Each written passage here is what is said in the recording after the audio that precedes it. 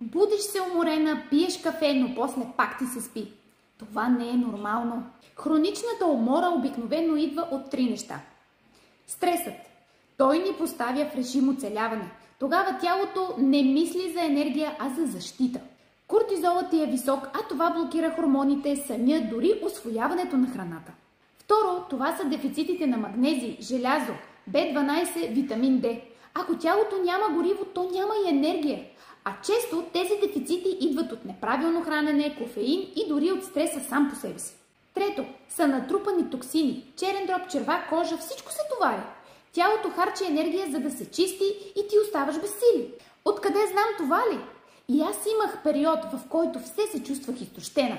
Кафето вече не ми помагаше, а само ме изнервяше.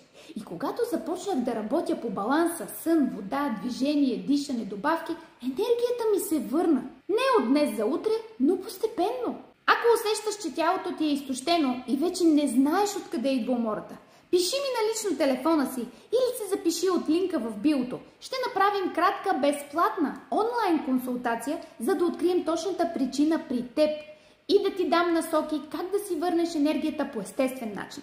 Аз съм Боряна от Здраветека. Хайде, пиши ми!